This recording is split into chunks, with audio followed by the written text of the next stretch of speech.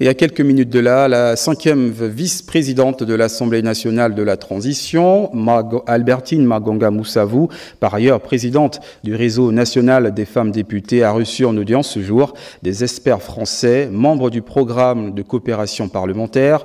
En toile de fond, le renforcement des capacités des femmes députées. Julda Florent-Dembe, Tim Boulengue. Après une série de rencontres avec les députés et les responsables administratifs de la première chambre, les experts du Parlement français ont divisé avec le 5e vice-président de l'Assemblée nationale de la transition, Albertine Magonga Moussavou, par ailleurs présidente du réseau national des femmes députées. Cette première prise de contact a permis aux deux parties d'aborder les questions relatives au développement de cet organe parlementaire, non sans définir le plan d'action du RENAFED qui devrait à terme permettre aux unes et aux autres de s'illustrer positivement au sein des instances décisionnelles. Nous entendons, dans le cadre du projet EPACOP, prendre pleinement en compte les perspectives de genre et les attentes de ce réseau des femmes députées qui souhaitent renforcer la place des femmes. Et donc, avec le programme d'action de coopération, nous allons poursuivre les collaborations avec les femmes députées et sénatrices françaises.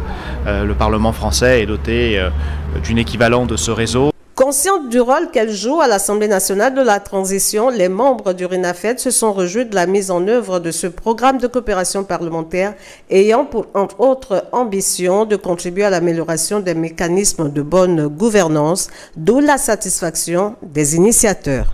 J'ai rencontré des femmes prestigieuses qui font rayonner l'Assemblée nationale de transition. Elles sont 25 sur 98, c'est plus d'un quart. Des femmes qui sont investies dans leur mission et qui, pour cela, effectivement, ont besoin de renforcement de capacité, d'être mieux outillées, impliquer davantage de femmes au-delà d'elles-mêmes pour susciter des candidatures, susciter des vocations. Ce partenariat qui débute entre le réseau national des femmes députées et les experts du programme de coopération parlementaire reste un levier stratégique pour renforcer le processus législatif et administratif au Gabon. Restons à la chambre basse du Parlement, cette fois dans le cadre de la mise en œuvre du projet de coopération parlementaire entre les parlements français et gabonais. Les experts français ont pris attache avec les présidents des commissions des deux chambres du Parlement gabonais en vue de faire un état des lieux de ses forces et faiblesses. Jean-Rodrigue Bigoundou, Valérie Charles Poulangoy.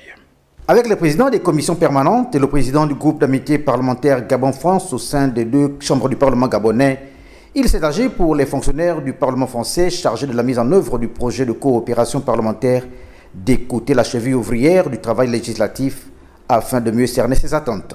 On ne pouvait pas réunir l'ensemble des parlementaires pour des raisons pratiques et puis parce que c'est l'intercession, mais un certain nombre de présidents de commission étaient là et ils représentent donc le travail législatif de fond qui se fait dans les commissions, et il était donc important pour nous d'avoir leur regard concernant les attentes sur ce projet de coopération parlementaire et afin de au mieux les satisfaire dans la construction du programme d'action. Diagnostic des forces et faiblesses administratives et autres procédures de travail établies, besoins en termes de renforcement des capacités législatives et administratives identifiées et présentées, restera aux experts français de faire le point et mettre en place un programme d'action qui soit profitable à tous les pays impactés par ce projet.